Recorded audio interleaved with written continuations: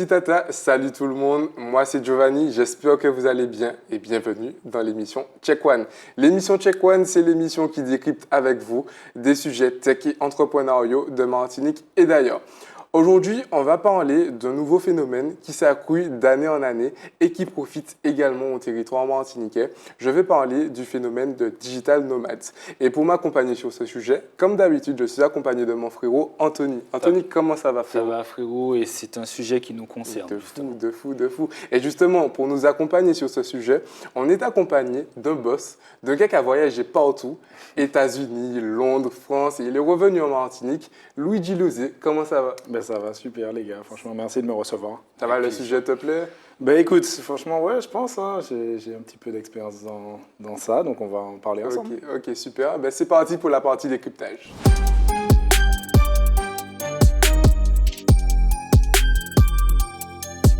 Alors, le monde du travail se digitalise. De plus en plus de nouvelles méthodes et de process de travail voient le jour grâce au numérique et on constate un nouveau phénomène de digital nomades. Anthony, est-ce que tu peux nous expliquer ce qu'est un digital nomade? Oui, donc les digital nomades, ce sont des personnes, des travailleurs qui ont un mode de vie où ils voyagent énormément tout en continuant à travailler à distance pour une boîte ou en étant freelance. D'accord. Et qu'est-ce que ça implique d'être digital nomade? Est-ce qu'on a un contrat de travail certifié ou est-ce qu'on peut se prétendre digital nomade juste en travaillant, en ayant un ordinateur, en partant? Qu'est-ce que ça implique?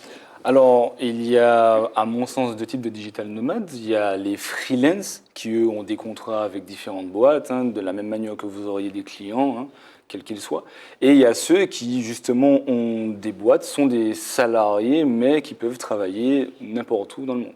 Alors, du coup, Luigi, avec cette définition, moi j'aimerais savoir déjà, est-ce que toi tu te définirais comme étant un digital nomade, de par ton expérience que tu m'as racontée au préalable? Ouais, clairement en fait, après digital nomade, il y a plusieurs définitions, hein. Celle qu'Anthony a donnée est très pertinente. Moi je me considère clairement comme un digital nomade par la notion de liberté qu'elle apporte. Donc c'est vraiment, ça nous permet de pouvoir travailler d'où on veut, que ce soit chez soi, dehors, chez le client, dans un avion, dans un bateau.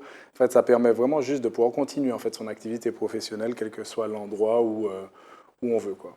D'accord. Alors, Anthony, ce serait bien que tu nous expliques vraiment le phénomène du digital nomade en quelques chiffres, s'il te plaît. Alors, le boom du digital nomade a été poussé, malheureusement, par la Covid-19, je pense que vous le savez.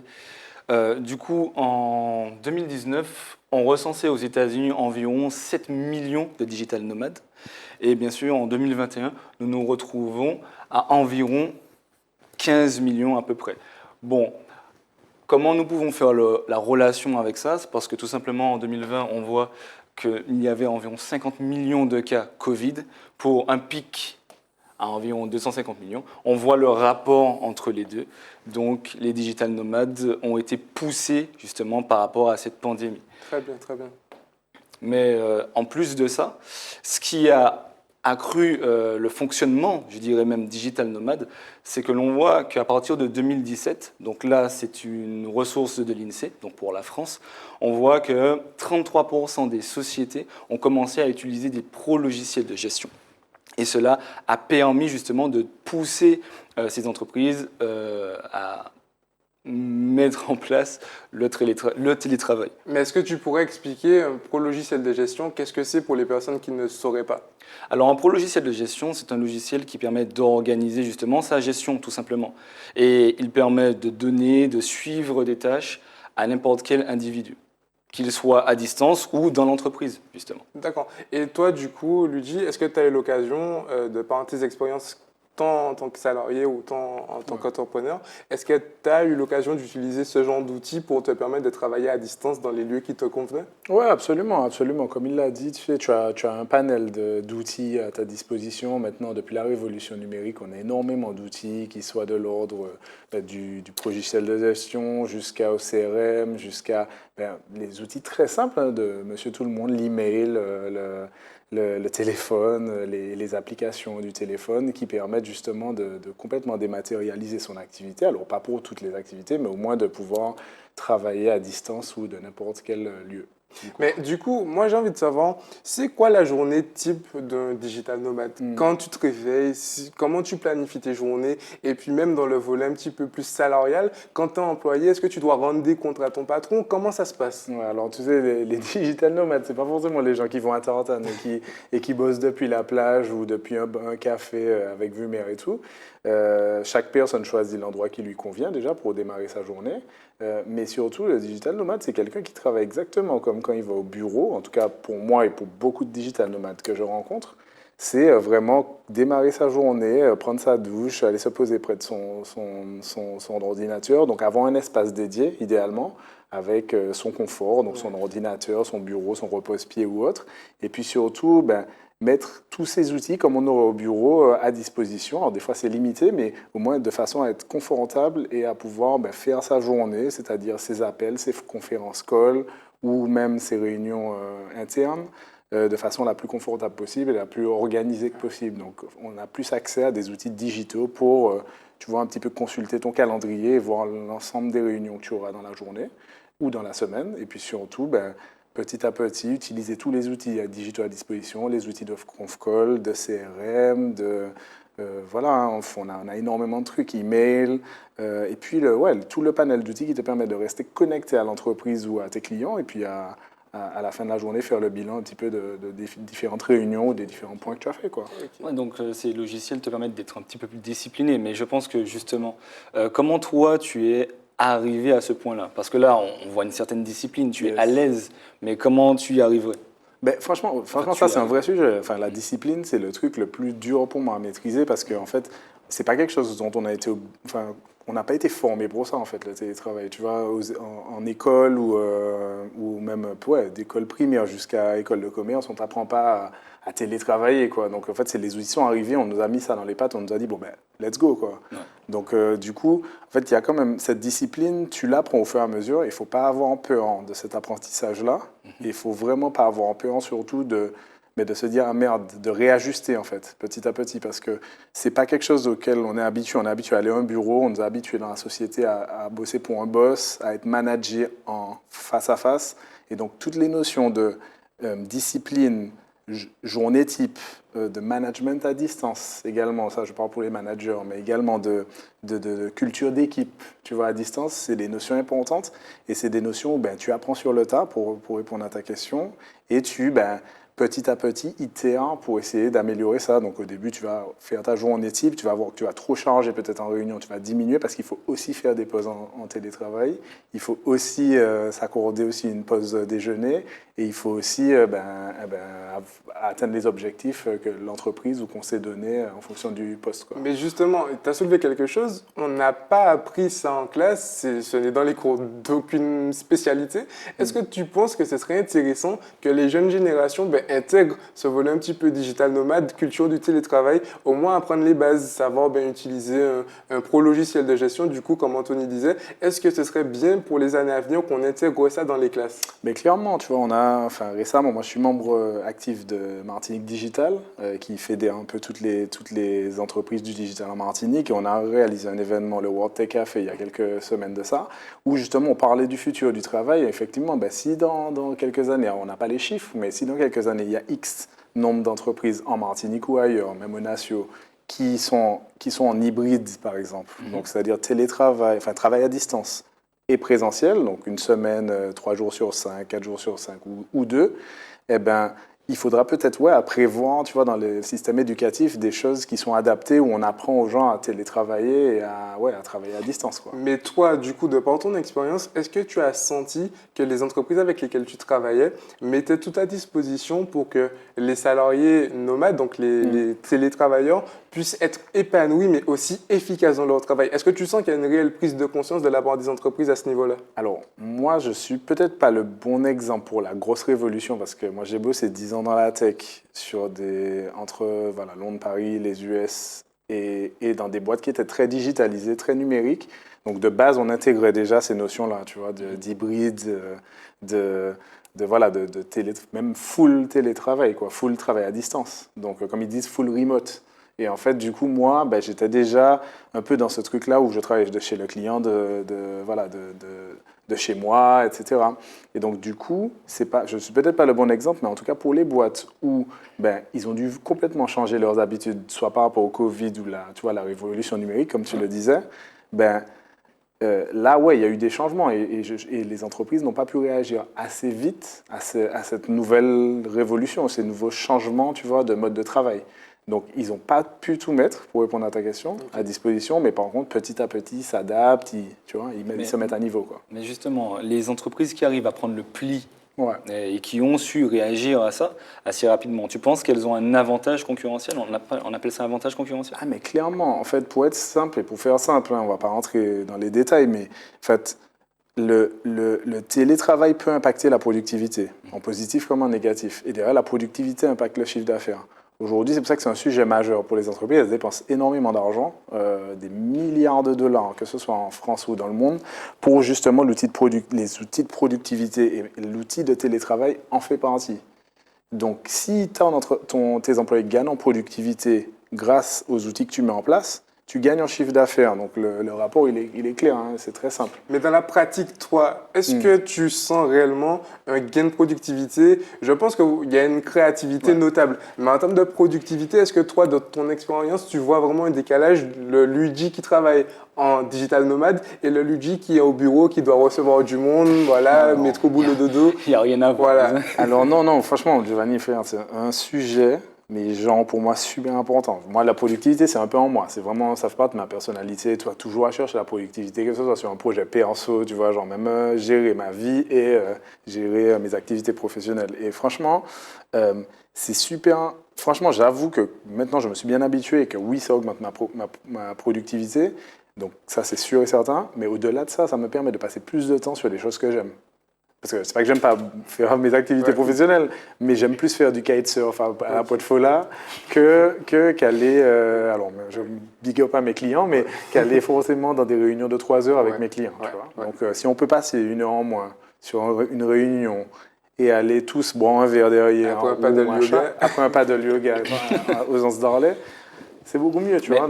Donc clairement, si ça peut, tu vois, permettre de balancer le pro et le perso, et ça, c'est un truc que tout le monde recherche, et les digital nomades d'ailleurs, c'est important. Ça, c'est bien que tu en parles, parce que depuis le Covid, la Covid, excusez-moi, les gens ont conscience que le temps est important. C'est vraiment, avant, on sacrifiait énormément de temps au boulot. On se prenait la tête pour faire des heures sup ou autres. Et maintenant, les gens commencent à se dire, mais non, mais j'ai envie de bosser, ok, mais j'ai besoin de temps pour moi, j'ai besoin de temps pour ma famille, pour ma vie. Clairement. Donc, je confirme à 100% ce que tu dis. En fait, nous, dans notre analyse, tu sais, en préparant un peu la table ronde, on avait fait une table ronde autour du futur du travail lors du World Tech Café. Et tu vois, j'ai travaillé sur le sujet avec Liza Marie, qui est une consultante RH retour au pays. Et elle te parlait de ça. Elle te disait que, tu vois, genre donc les employés ou même les travailleurs indépendants, les gars avaient, en fait, ils étaient tous, depuis le Covid, et même la révolution numérique, mais encore plus depuis le Covid, en recherche, en quête de sens, en recherche de bonheur, et surtout, ils cherchaient en fait une bonne balance pro-perso, tu vois. C'était les 3 gros trucs. Et du coup, clairement, quand tu leur donnes un peu le bâton en mode « Ok, vous pouvez télétravailler », derrière, ils se disent « Ok, bon, moi, je vais m'adapter à ça, mais je vais faire surtout ce qui m'intéresse. C'est-à-dire, je vais raccourcir ma journée de travail, je vais essayer d'aller plus vite, machin. » Donc, tu vois, il y a vraiment ce truc-là où les gens ont réalisé ils pouvaient accéder à leur bonheur via un ajustement de leur journée de travail. Tu vois. Petite question, tu penses quoi de la semaine de 4 heures? Tu veux dire 4 jours? De 4 jours aussi. Ouais, parce que 4 heures, franchement, moi, 4 heures, alors là, franchement, en fait, je ne sais pas pour les entreprises, ils t'auraient détesté, mais non, franchement, 4 jours, non, c'est un vrai sujet. On en a parlé aussi, c'est déjà testé en cours en Europe, et il y a des tests très concluants sur la journée de 4 jours. Moi, je suis totalement pour. Et je pense que ça devrait, d'ailleurs, petit clin d'œil à la CTM et les autres organismes qui pourraient peut-être commencer à faire des tests, mettre ça en place, parce qu'on a, en fait, un des gros enjeux de tout l'aspect travail à distance, digital nomade, c'est aussi désengorger les grandes villes. Et la Martinique ne déroge pas à la règle, puisqu'on on est une île où on a énormément d'embouteillages. Donc est-ce que tu ne fais pas une semaine de 4 jours? Est-ce que tu ne fais pas une semaine où les gens viennent 3 fois au bureau et les 2 jours ils sont en travail à distance et au lieu de prendre 1 heure pour rentrer chez toi au pic, ben, tu rentres une demi-heure et tu peux passer plus de temps avec tes enfants? Tu vois, c'est un vrai sujet. Franchement, je mets ça sur la table, mais c'est vraiment important. Mais justement, à l'échelle de la Martinique, Ouais. est-ce que tu penses que ça permettrait d'avoir ce retour de nos enfants martiniquais qui sont partis dans un but bien précis, qui finalement se sont installés pour une carrière, etc. Est-ce que tu penses que ce phénomène-là pourrait inciter, pourrait aider à ramener, rapatrier nos cerveaux qui sont partis un petit peu partout dans le monde? Totalement, tu vois, c'est pas pour tourner le truc vers moi, mais bon, clairement, enfin, moi, le Covid a fait que je suis rentré, indépendamment du choix de télétravail, travail à distance ou autre, mais si je pouvais pas travailler à distance, peut-être que j'aurais pas fait ce choix-là aussi rapidement. Parce que je suis rentré, moi, personnellement, pour raconter un peu l'histoire, je suis rentré, j'ai continué à travailler sur mon emploi en Angleterre, puisque j'avais fait 6 ans en Angleterre dans la tech, et j'ai pu continuer pendant 2 ans en travail à distance, alors clairement sur des horaires décalés, mais en travail à distance, sur mon poste d'Angleterre. On se pose des questions de légal, assurance ou machin, mais au moins j'ai pu continuer mon activité. Mon entreprise a pu bénéficier de mon expertise encore pendant 2 ans et c'était clairement une facilité pour moi. Donc tout le monde ne peut pas télétravailler, ça c'est une certitude et tout le monde ne pourra pas avoir cette facilité-là de rentrer parce que bon, quand il y a des activités en présentiel c'est compliqué, mais une partie des gens, oui, ça va leur permettre de pouvoir discuter avec leur employeur et dire moi je suis entier, j'ai envie de rentrer auprès de ma famille, pourquoi tu ne me permets pas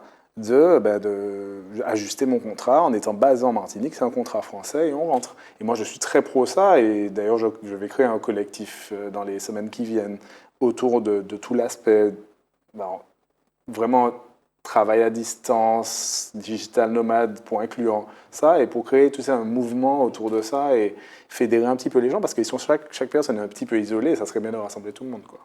Alors, Anthony, tu nous faisais remarquer effectivement que le digital nomade, c'est un phénomène qui s'est accru, mais attention, ce n'est pas n'importe qui peut se prétendre digital nomade et il y a des prérogatives à respecter. Oui, bon, déjà, comme on a bien discuté, mais la discipline, c'est très difficile. Il faut d'abord faire un travail sur soi avant de se prétendre ou d'aller vers le digital nomade. Puisque si on est chez soi toute la journée, qu'on n'arrive pas à se cadrer, à créer un environnement propice, forcément on va procrastiner et c'est jamais bon, que ce soit pour soi ou même pour son employeur. Donc avant de vouloir ou de rêver à cette vie-là, commencer à se poser, se demander réellement ce que l'on veut, comment on le veut et quel outil justement on va utiliser pour ça.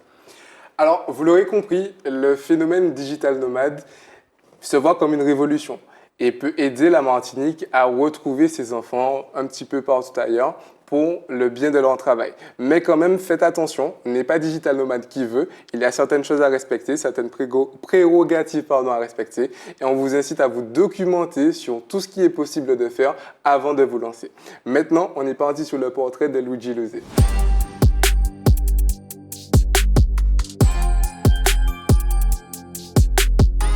Luigi Louzé, un grand baroudeur, Angleterre, États-Unis, France. Qu'est-ce que tu n'as pas fait dans ta vie, dis-moi? Qu'est-ce que tu n'as pas fait? Raconte-moi un petit peu ton parcours. D'où tu sors? Comment tu es venu? Ce côté un petit peu voyageur, le monde de la tech. Raconte-moi qui était le petit Luigi. Yes, avec plaisir. En fait, j'ai pas encore sauté en parachute, mais ça, c'est dans la to-do list. T'inquiète pas, on va régler ça. Non, franchement, merci de me recevoir. Moi, du coup, Luigi, en quelques mots, c'est quoi? C'est 34 ans. Déjà, CEO de Pipeline Hub, qui est une société récemment créée, donc vous avez un peu l'exclusivité, c'est la première fois que j'en parle, mais une société de conseil en développement commercial tech. Donc vraiment, j'accompagne des TPE sur la transformation digitale via des logiciels de gestion, des sites web et du côté applicatif, donc via des clients que j'accompagne. Et au-delà de ça, je suis aussi investisseur tech. Membre actif de Martinique Digital, label French Tech. Et à côté, je suis aussi ambassadeur, malgré moi, du futur du travail en Martinique, qui inclut la thématique digital nomade. Et rapidement, si tu pouvais me faire un petit condensé de tes études, tu as fréquenté les écoles d'ici, tu es parti te former là-bas, est-ce que tu peux faire un petit condensé rapide? Yes, avec plaisir. En fait, moi, j'ai un parcours assez atypique, on va dire. Je suis parti de Martinique, donc j'ai étudié en Martinique, je suis foyalais. Ok. Donc j'ai fait Renan, enfin Julien Nicolas en tout cas à l'époque, lycée Schellcher, bac scientifique. Et puis j'ai eu la chance de pouvoir faire la prépa à Bellevue, prépa scientifique. Une fois diplômé de tout ça, j'ai intégré une école de commerce à Paris. Donc c'était un peu le grand bain en Europe. Et cette école de commerce qui s'appelle Télécom École de Management, ça parlera à certains, post-prépa, m'a donné l'opportunité de pouvoir faire des échanges. Donc j'ai beaucoup voyagé pendant ces 3 ans d'école. J'ai fait 6 mois en Californie, aux États-Unis, sur des cours un peu marketing business. Et puis je suis parti surtout faire mon double diplôme au Mexique. Donc j'ai un double diplôme en commerce international et, entre Paris du coup et le Mexique.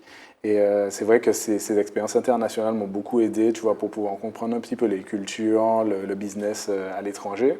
Et je suis retourné en France pour commencer un petit peu ma carrière dans tout ce qui est études de marché et tech, principalement tech, où j'ai fait à peu près 10 ans, allez, un peu plus de 10 ans entre Londres, comme tu l'as dit, les États-Unis et Paris sur des thématiques tech et data. Donc d'un point de vue vente, d'un point de vue commercial. D'accord. Et justement, à ce moment-là, tu pensais déjà à l'entrepreneuriat? Alors, pas du tout. Pas du tout, parce que en fait, moi, j'ai fait quand même quasiment 9 ans de salariat. Alors, après, c'était du salariat pour des entreprises, donc à peu près 3-4 entreprises tech de la Silicon Valley qui n'embauchaient en vrai quasiment que des intrapreneurs. Ce qu'on appelle intrapreneurs, c'est des entrepreneurs dans l'entreprise qui, en fait, portent des projets, créent de la valeur, et on est tous actionnaires, en fait, dans ces entreprises-là qu'on arrive. Et du coup, en fait, c'est des entreprises entre 200 et 500 personnes, allez, maximum 500, où vraiment on est là et on charbonne. Et nous, on était à chaque fois, mon but, mon objectif à chaque fois dans ces entreprises-là tech, c'était de développer commercialement leurs offres en Europe. Donc, c'est des boîtes basées aux États-Unis et j'aidais l'équipe Europe à faire le développement commercial, à garder les clients et à aider au déploiement des solutions tech et data qu'ils proposaient. Quoi. Il y a un truc que moi qui m'impressionne et j'aimerais vraiment savoir comment tu fais. Comment tu fais pour aller dans un pays, il y a la barrière de la langue, il y a la barrière de la culture. Comment toi, en tant que Martiniquais, jeune fouillalette, tu t'adaptes dans ces milieux qui sont gigantesques par rapport à nous? Comment on fait pour s'adapter et se dire on va y aller au culot? J'aimerais savoir. Ouais. Il y a plusieurs choses. Il y a l'aspect personnalité, je pense. Moi, je suis très ouvert, très sociable, etc. Mais il y a surtout l'éducation. Franchement, enfin, tu vois, moi, mes parents m'ont rapidement mis dans un état d'esprit de voyage. Tu vois, avec le peu de moyens, ils ont essayé de me faire bouger quand on était jeunes, moi et mon frère d'ailleurs. Et c'est vrai qu'on a rapidement, tu vois, pris ça en main et comme on a eu la possibilité via l'école de pouvoir bouger, alors rapidement, moi, ça m'a donné l'opportunité, en tout cas, de pouvoir m'ouvrir encore plus. Et après, une fois que tu es sur place, comme ça fait partie du cursus et qu'en plus de ça, tu as pris la responsabilité de partir, tu t'adaptes, tu apprends la langue, tu machin. Moi, aujourd'hui, je suis trilingue, français, anglais, espagnol. Et franchement, j'en suis super content. Mais sans ces expériences-là, j'aurais pas pu, quoi. Et donc, je me suis fait du mal. J'arrivais pas parler avec les gens. Et aujourd'hui, tu vois, en m'intégrant, en essayant de sortir de sa zone de confort, ça c'est super important, j'ai réussi à m'intégrer. Et puis, grâce à ça, tu vois, apprendre les langues qui aujourd'hui sont un gros atout pour moi pour faire du business international. Je profite pour préciser que en étant en Martinique, puisqu'on parle de la Martinique aussi beaucoup dans Check One, c'est très important les langues parce que mine de rien, là où on est placé, on est entre des îles anglaises, on est près de la République dominicaine, de l'Amérique latine et de plus en plus, il faut pouvoir échanger ça parce qu'on est dans un marché global. Mais bon, ça, c'est pas le sujet, mais voilà, c'est important, tu vois, de développer les langues en plus de ces qualités et de ces études. Justement, ta carrière entrepreneuriale, tu la vois comment là? Tu débutes, donc du coup, comment tu le sens? En fait, c'est plus facile de débuter une carrière entrepreneuriale quand tu as 10 ans d'expérience dans des business qui sont quand même des petits business, donc qui sont en forte croissance, start-up, tout ça. Franchement, super bien, super bien. Il y a toujours une appréhension au début, parce que bon, tu arrives, tu es dans ton confort un peu de salarié, d'actionnaire de tes sociétés précédentes, tu arrives, voilà, tu as bien gagné ta vie, machin, tu te dis pourquoi aller dans ça, quoi. Et puis en fait, tu démarres et puis tu discutes, il y a des premiers clients, tu regardes un peu comment ça peut évoluer, et c'est super enrichissant en fait. Et moi je me dis, il vaut mieux tenter maintenant au pire échouer et rebalancer plutôt que de ne pas tenter le coup, quoi. Donc il faut toujours y aller. Et moi, c'est super excitant en tout cas de démarrer parce que je démarre en retard par rapport à beaucoup d'entrepreneurs hein, qui démarrent très très tôt. Mais comme j'ai l'expérience aussi d'avant, ça va, je le prends bien pour l'instant. Moi, j'ai une dernière question, Luigi. Si un petit jeune venait vers toi et il ne sait pas trop ce qu'il a envie de faire, mais il se débrouille sur un ordinateur, toi, quel conseil tu lui donnerais? De partir, de rester se former ici? Qu'est-ce que tu lui donnerais comme conseil? Oui, en fait, c'est con, hein, mais moi, je vais être papa bientôt. Et en fait, le truc, c'est que j'aurais bien aimé que mon enfant sache coder et puisse voyager partout dans le monde. C'est un peu proche de mon expérience, en vrai, même si je ne sais pas coder, mais je suis très proche de la tech, donc je comprends. Vraiment, en fait, il y a deux trucs. Toujours suivre ce qui fonctionne, parce qu'en fait, dans la vie, on n'a pas envie d'être lâché. Tu vois, que ce soit sur les technologies, les nouveautés, les tendances, parce qu'on ne veut pas être lâché, c'est ce qui fonctionne, qui fait de l'argent et qui permet aussi de vivre bien. Mais en même temps, ne pas oublier ce qu'on aime, tu vois, parce que tu es plus efficace dans quelque chose que tu aimes. Donc, trouver un juste milieu entre voilà, tu as un PC, regardez comment tu peux faire ce que tu aimes via cet outil-là. Donc, tu as un outil web, tu as des solutions web, tu peux faire de la 3D, de l'intelligence artificielle, tu vois, de la réalité augmentée, qui sont les trois plus gros trucs un peu dans la tech en ce moment. Est-ce qu'il n'y a pas un de ces trois trucs-là qui te plaît et comment tu pourrais l'appliquer à des choses que tu aimes? Pour moi, c'est ce mix-là qui fait quelqu'un d'heureux et puis surtout quelqu'un qui peut être productif et surtout aimer ce qu'il fait, quoi. D'accord. C'est sur ces conseils que l'émission touche à sa fin. Merci Luigi pour ta présence. Merci à vous. Merci à vous de nous avoir regardés et rendez-vous très bientôt dans un prochain numéro de Check One sur Zitata TV.